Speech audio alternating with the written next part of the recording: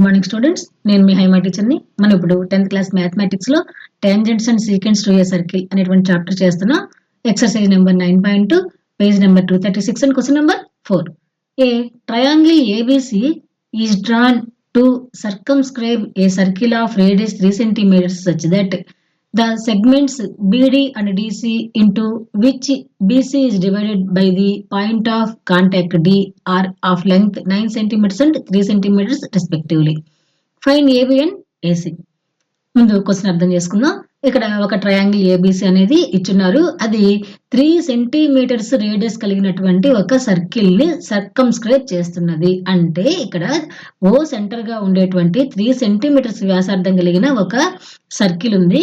దానిని చుట్టుముట్టి ఏబిసి అనేటువంటి ఒక ట్రయాంగిల్ ఉన్నది. ఓకే, ఇప్పుడు ఇక్కడ ఈ పాయింట్ ఆఫ్ కాంటాక్ట్ డి అనేది చెప్పారు.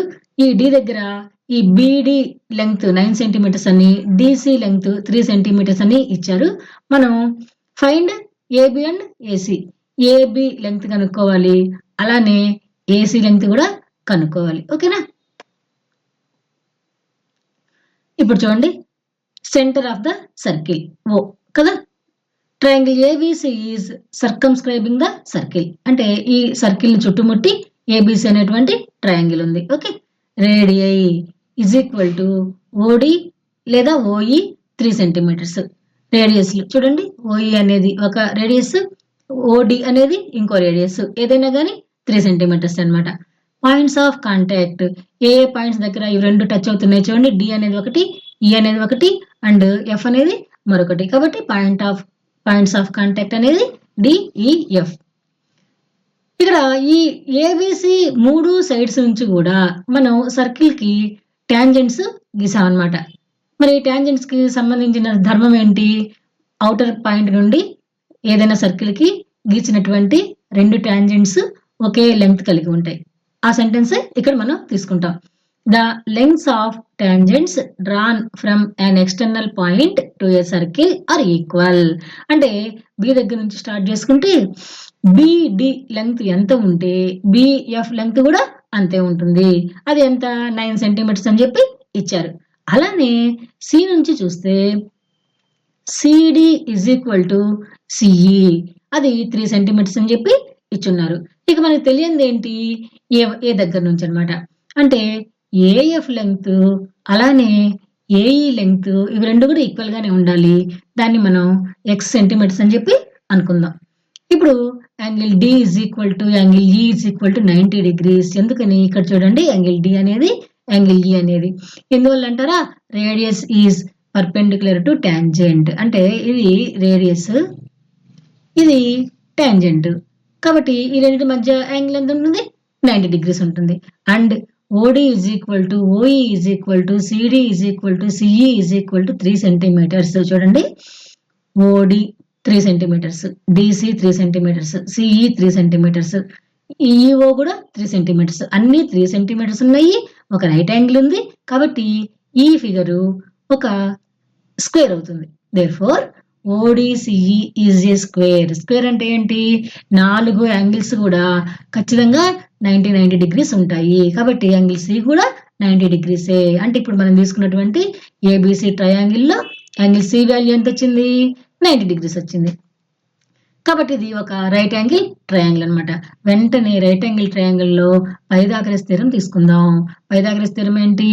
Hypotenuse square is equal to side square plus side square. ఇక్కడ హైపోటెనస్ ఏంటి? ఏబి కదా. కాబట్టి AB square is equal to ఒక సైడ్ ఏమో బీసీ, అందువల్ల బీసీ స్క్వేర్ తీసుకోవాలి. ఇంకో సైడ్ ఏమో ఏసీ కదా, కాబట్టి ఏసీ స్క్వేర్ తీసుకోవాలి. Hypotenuse square is equal to BC square plus AC square.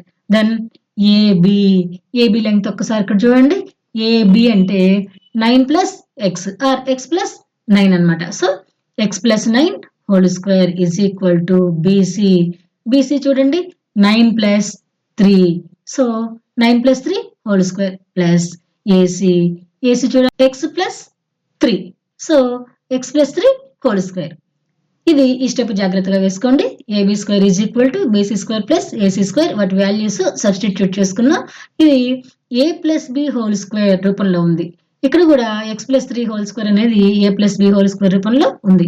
కాబట్టి a+b² సంబంధించినటువంటి ఐడెంటిటీ ఇక్కడ మనం రాసుకుందాం. a² + 2ab+b² కదా.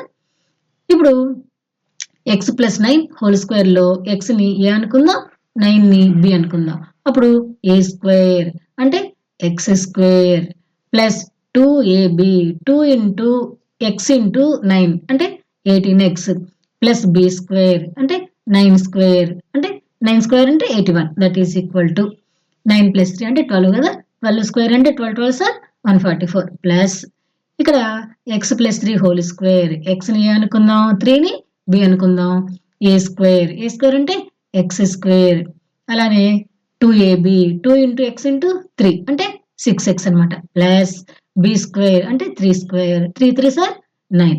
ఓకే, ఇప్పుడు ఈజ్ ఈక్వల్ టు కి రెండు వైపులా ఈక్వల్ గా ఉండే టర్మ్స్ ఏమైనా ఉంటే క్యాన్సిల్ చేయొచ్చు. సో x² కి x² క్యాన్సిల్ అయిపోయింది. ఇక మిగిలినటువంటి ఈ అన్ని టర్మ్స్ లో కూడా x వాల్యూస్ ఉండేవన్నీ LHS కి తెచ్చుకుందాం, కాన్స్టెంట్స్ అన్ని RHS కి పంపిద్దాం. సో 18x 6x ట్రాన్స్పోజ్ అయితే -6x that is equal to ఇక్కడ 144 + 9 ఉంది కదా అంటే 153. ఈ +81 ట్రాన్స్పోజ్ అయితే -81. ఇప్పుడు 18x - 6x ఎంత 12x that is equal to 153 - 81 value 72. నాకు ఇప్పుడు x వాల్యూ కావాలి. 12 ట్రాన్స్పోజ్ చేద్దాం. ఇంటూ లో ఉండే 12 ట్రాన్స్పోజ్ అయితే ఏమవుతుంది by. So 12 1s are 12 12 6 are 72. కాబట్టి x వాల్యూ ఎంత వచ్చింది 6 సెంటీమీటర్స్. అది మనం ఏం కనుక్కోవాలి, AC వాల్యూ ఎట్లా వస్తుంది AE plus EC. So AE plus EC, AE అంటే 6 సెంటీమీటర్స్ వచ్చింది కదా x value, okay, plus EC 3 centimetres, total 9 centimetres అనమాట. అలానే AB కనుక్కోవాలి. AB అంటే AF plus FB. So AF plus FB, AF అంటే x కదా, అది ఇప్పుడు మనం 6 సెంటీమీటర్స్ అని కనుక్కున్నామా. అలానే FB వాల్యూ 9. సో టోటల్ ఎంత 6 + 9 is 15 సెంటీమీటర్స్. అంటే AC సైడ్ ఏమో 9 సెంటీమీటర్స్ వచ్చింది, AB సైడ్ ఏమో 15 సెంటీమీటర్స్ వచ్చింది. ఓకే, ఈ రకంగా మనం AB ACని కనుక్కున్నాం. ఈ వీడియో కనుక మీకు బాగా అర్థమైందంటే లైక్ చేయండి, షేర్ చేయండి. మరిన్ని వీడియోస్ కోసం ఈ ఛానల్ సబ్స్క్రైబ్ చేసుకోండి.